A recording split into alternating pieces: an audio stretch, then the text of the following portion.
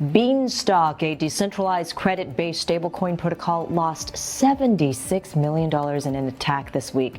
The perpetrators used a flash loan to exploit a design flaw in the protocol's governance code.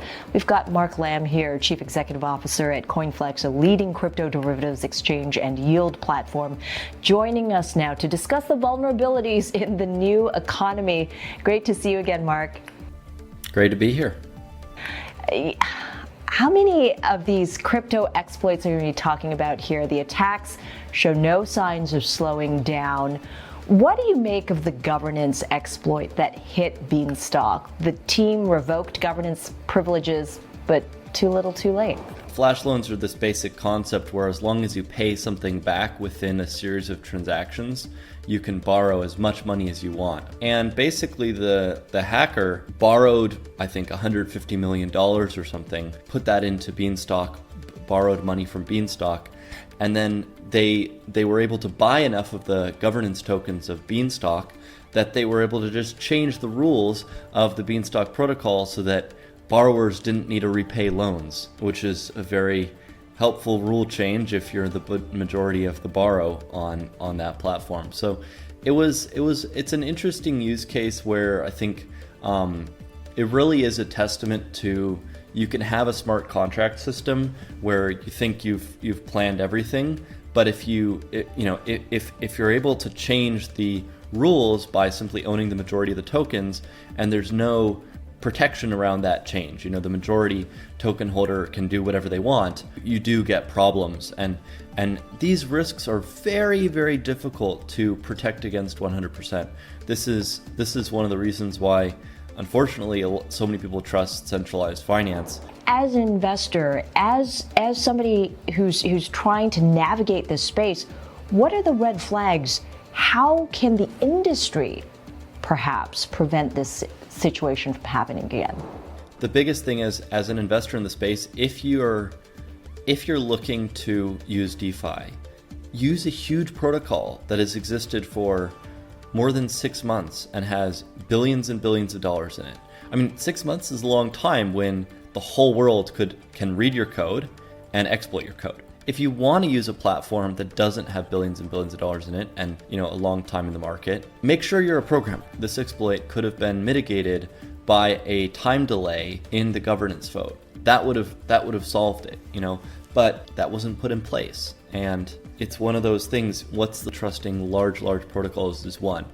Audits is another, more public bounties, more research towards white hat hacking activities in crypto. Cybersecurity hacking is an arms race, and it's one which, you're constantly dealing with people that are more advanced and come up with smarter and smarter things. In an ironic twist, I guess, the developers of the protocol have offered the hacker keep 10% of the amount they stole as white hat bounty if they return the remaining 90%. I mean, what are the chances of the money being recovered here?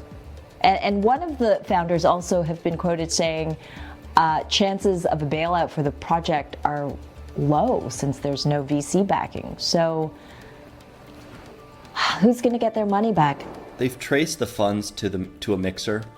So Tornado Cash, they've traced them to a mixer. So I think if the funds were sitting and hadn't been moved to a mixer, there might have been a chance of it, because ultimately the reason why hackers do take projects up on that, you can get 10%, but it's clean. It's a 10% that might be legally acceptable. You can maybe have more defensibility if you're going to cash it out at an exchange. Tentative whether an exchange will actually accept that argument. But you could consider yourself a white hat hacker at that point. But they've moved them to a mixer. It's not happening. And explain mixer very quickly for those in the audience who don't get how this acts as money laundering, mix it up, and suddenly it all magically disappears. Blockchains are extremely public. They're very difficult to do any type of illicit activity on, and compared to like the banking system or cash.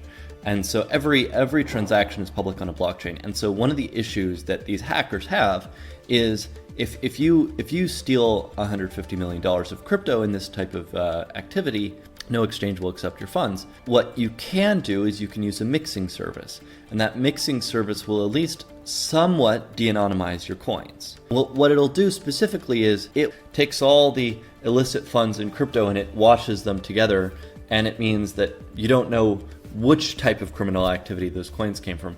You still have a problem, which is CoinFlex and every other exchange in crypto is still not going to accept your coins because we know it came from a mixer, and so we just assume, well, it's probably proceeds of criminal activity.